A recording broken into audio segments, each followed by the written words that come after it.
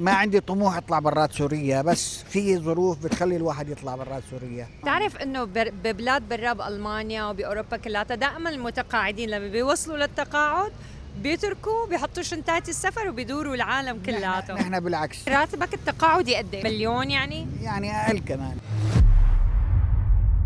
رمضان كريم ولسه عم ناخذ اراء الشارع السوري ونفرفشهم هيك بهالشارع الحلو. مرحبا، اهلا وسهلا. كيفك؟ اهلين سلام. شو هالستايل الحلو هذا؟ تسلمي الله يخليكي. يعطيك العافية.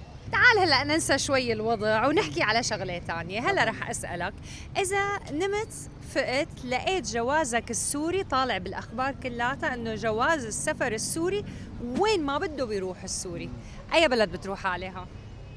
اي بلد بروح عليها؟ بالعالم ما في حدا بيقول لك فيزا خضراء بلا فيزا بالمطار.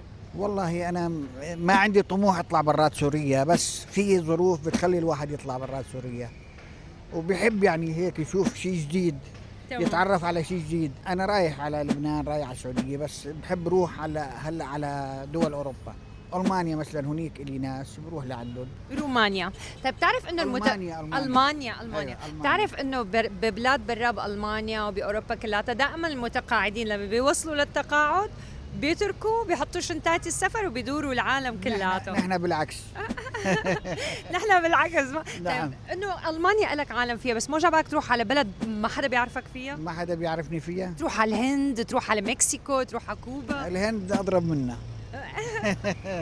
يعني نحن بدنا نروح على مكان نتعرف على شيء جديد واحسن وضعه، يعني وضعه اريح. ما بتحب تروح على محل بحر، على ميامي، على الكاريبي؟ انا رايح.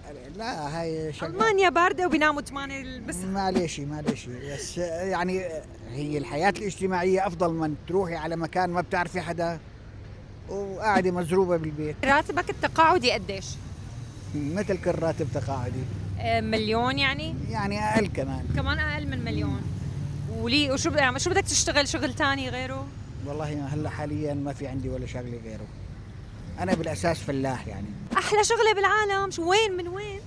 انا من ازرع. من ازرع؟ ليك اسمها ازرع، شو حلو. وين هي المنطقه؟ المنطقه هاي بدرعا. حلو.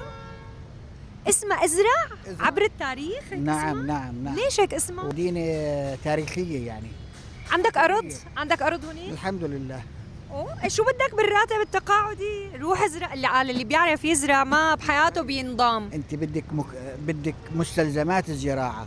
انت عندك ارض بس ما عندك مستلزمات، ما عندك بجوز، ما عندك مي، ما عندك امور تانية. ماشي الحال. عمال بدك مستورين نشكر الله. الحمد لله. بس استثمر بارضك، ازرع. زارع زيتونات شوي. زيتون.